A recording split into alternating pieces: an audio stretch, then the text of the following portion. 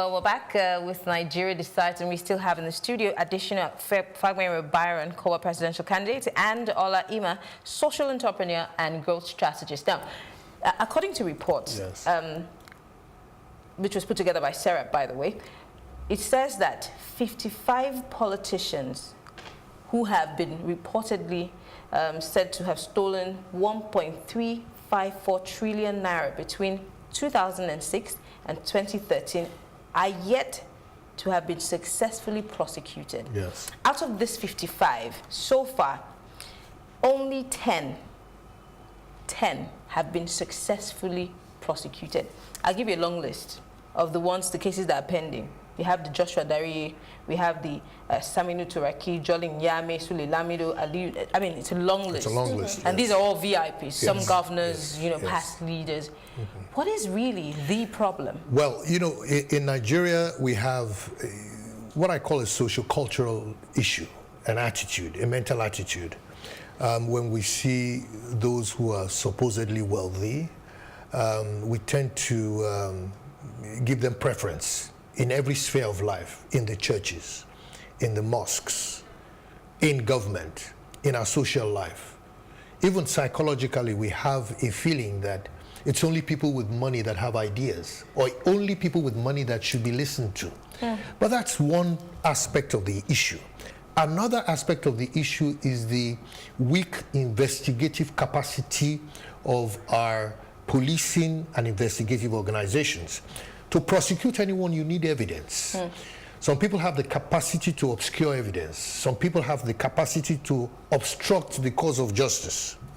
Some people, in fact, some of our investigative agencies don't do a thorough enough job.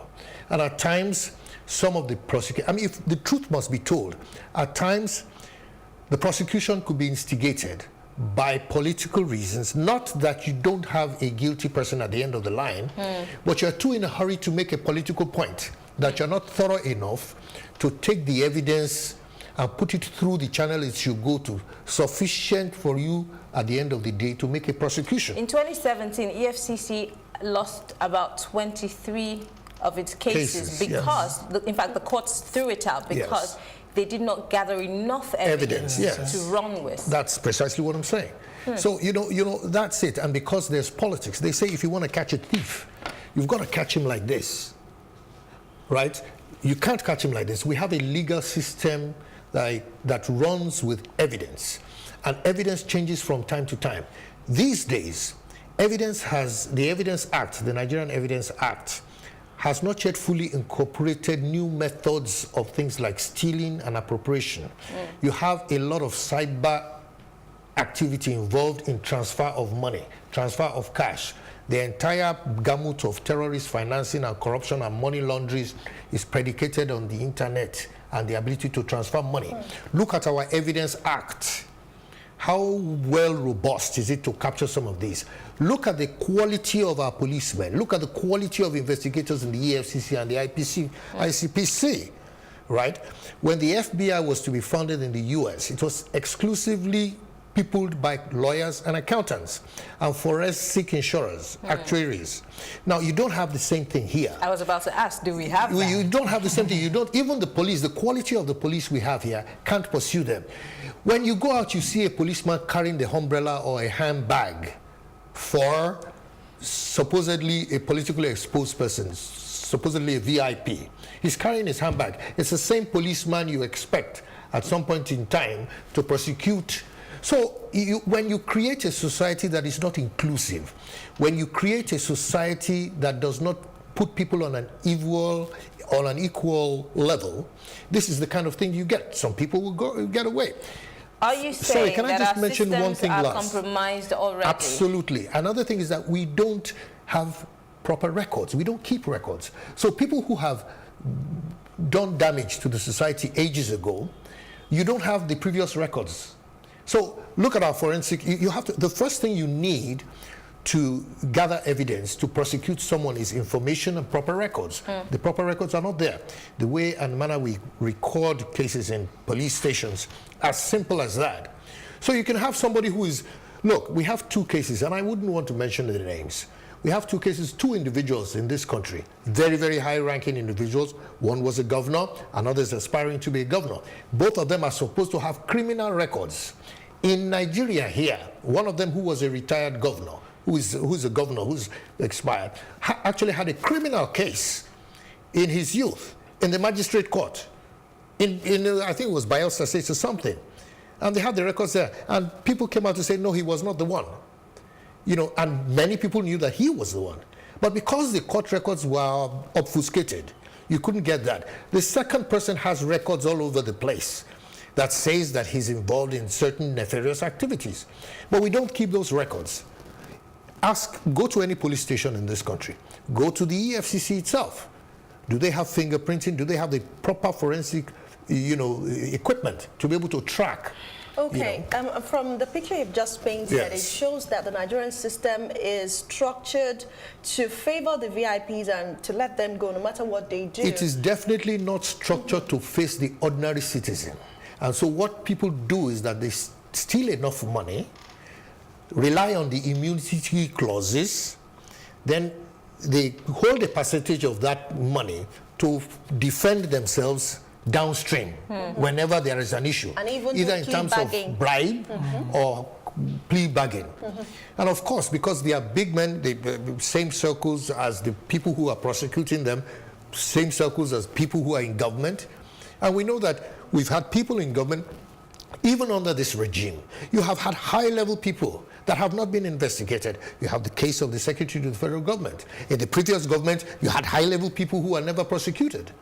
But then we're fighting a war against corruption. Yes. It's as if Nigeria is used to fighting wars. There was a time we fought a war against poverty. That's Operation Feed the Nation, yes, by the Obasanjo regime that was back in the military era.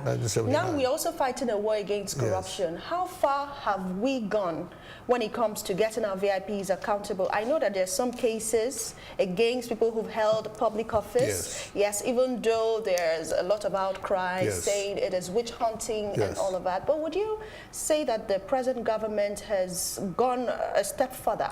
Well, I'm not too sure about that, because you have to fight things like corruption institutionally. You have to build the institutional structures to fight corruption. You don't go after individuals and expect to win the war. Secondly, no army goes to war without being united. There's an issue of how do we track people who are corrupt, and at what point do we act? Do we act on them because they belong? The chairman of the APC came out with a statement to say that as soon as you enter the APC, your sins are forgiven. Allegedly, he said that. Now, what does that speak to you? It simply means that corruption will be tolerated as long as it is from the right person, or corruption will be attacked as long as it is from the wrong person. There are people within the current. So until we stop all these double standards and we have a level playing field, and this is what my brother was trying to say, that you build institutions, not personalities. Nigeria has been used to building personalities. It's a question, do you know one of the most popular things people say is that, do you know who I am? When you have an issue with them, they say, do you know who I am? Do you know the implication of that? It means that who I am will determine whether you will get justice or not. Okay. Who you are will determine whether you get justice or not. I want to ask Ima some questions. You're a young person, and we're pushing for young people to get more involved in how governance is dispensed, how the changes that we want can come about. And he did talk about the fact that we need to move beyond all of the ills that we're facing right now. Yeah.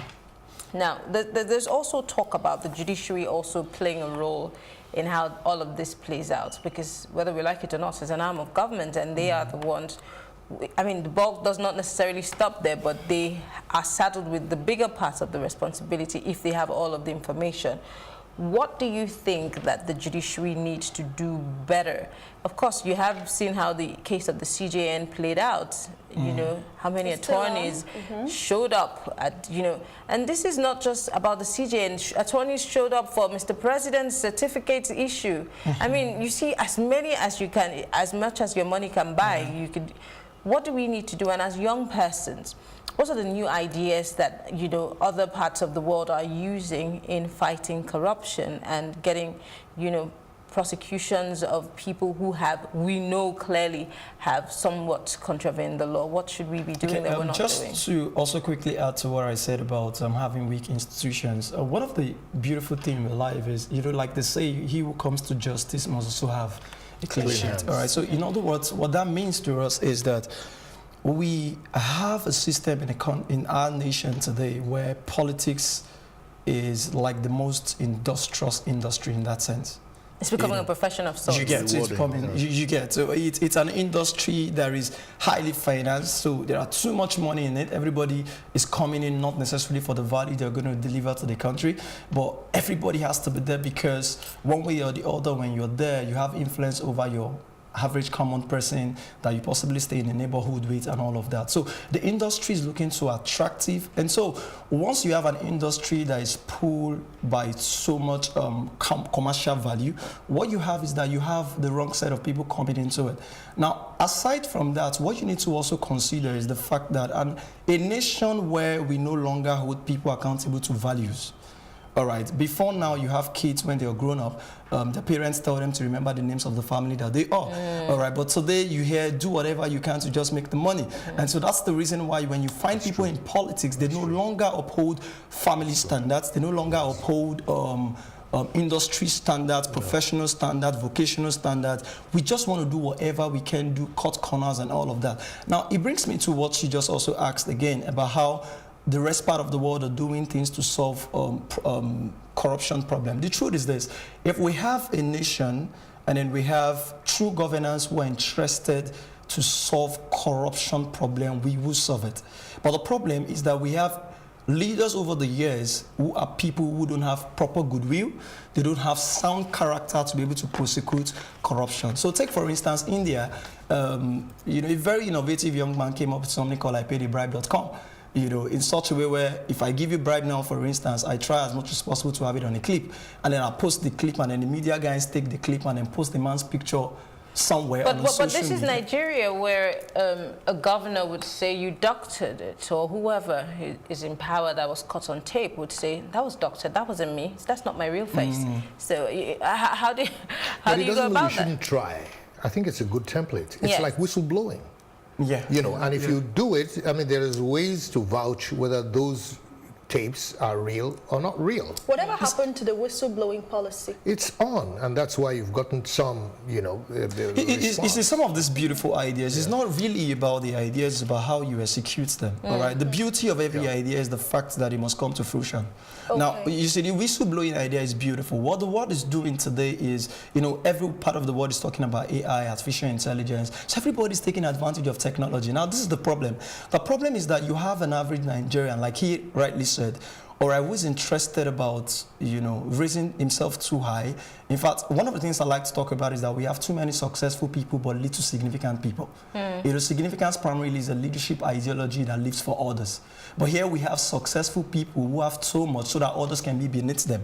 All right, so once you have that kind of an ideology in a nation like this, what you have is you start to have people who necessarily just make noise, not really because they have the necessary goodwill or character to do what is the needful. All right, so we just put a whole lot of things like scams in that sense on the media, and it makes us feel like, okay, there's a strategy going on to do X, Y, Z, but in the real sense, these people are not interested to do anything because a serious government... So this is done to score political points? You understand, score political points primarily is, when you have a man and then he says, I'm the president of a nation. So it goes beyond just being very loyal to your own party. But here we have politicians who are interested about parties, not necessarily the people. Okay, let me bring you in here, Shino. We know from what you said earlier on, we know that lots of people still public fund, and then they stash it in foreign accounts. And we know, of course, what we've been going through with the US and Switzerland, even to repatriate funds, it's a problem because they want to check how it is utilized and all of that. We know Abacha Luth as well, what we've had to go through as a nation to recover all of those funds. A lot of public office holders stole monies. And in the end, we know how much we can estimate because there's no way you can ever tell the extent to which those funds, so you can only say, oh, it's about so and so.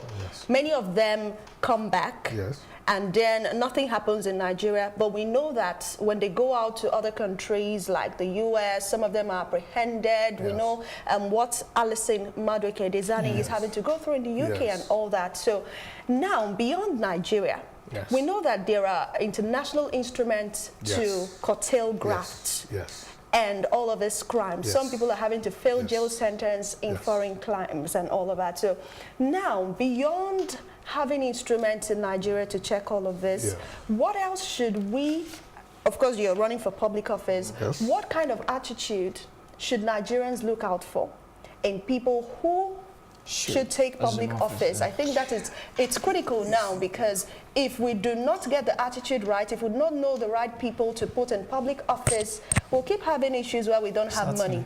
Thank you very much. I mean, look, the primary thing is accountability. You have to have a way of measuring people's capacity to be accountable, their capacity to answer questions, their capacity to be able to disclose what they own, what they have, when they had it, you know, when they are in office, when they are getting into office and after. Their conduct, too, should be able to demonstrate their ability to want to be transparent.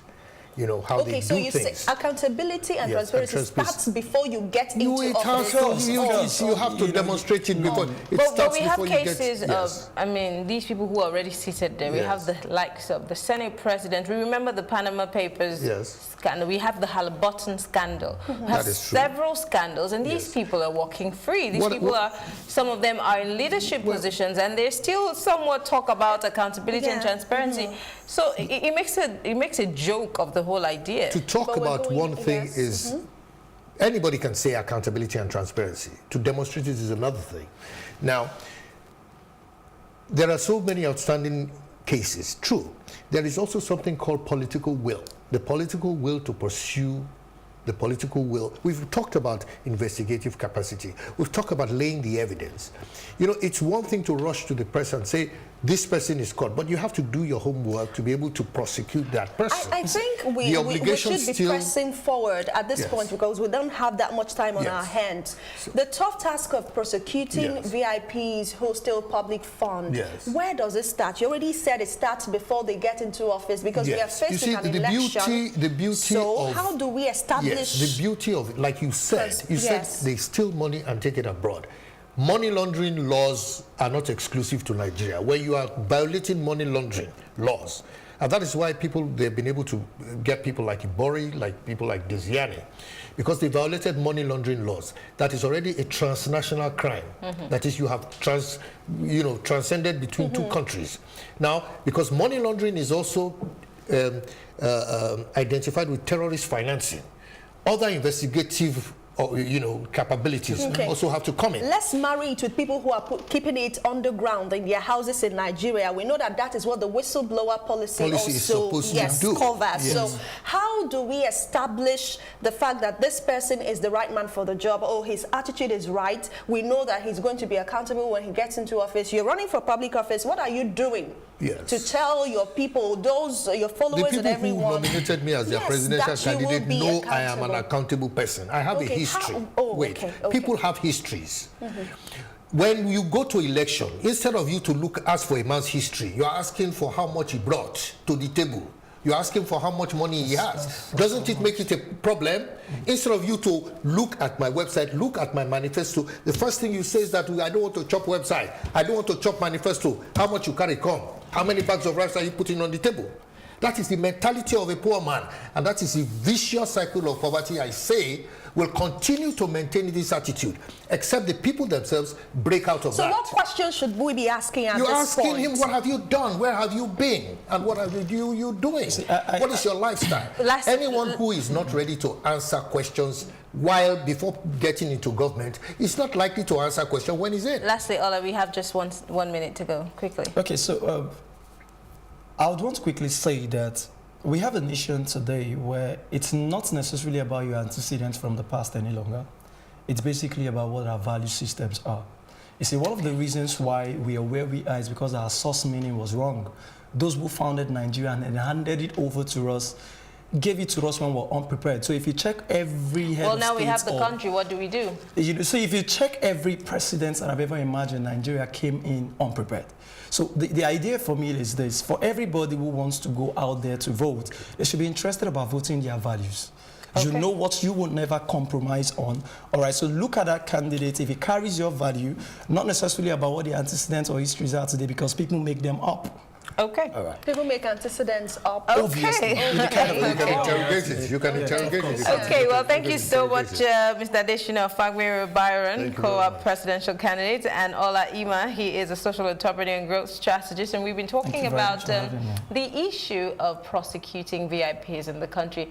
It seems to be an issue that is unending, but hopefully something good might come up sometime soon. Thank you, gentlemen, for being here. We'll take a short break, and when we come back, more conversation on Nigeria Decides. Stay tuned. That's right. Guess what? We'll be talking about Google Trends and as well the role of the social media in elections after this time out.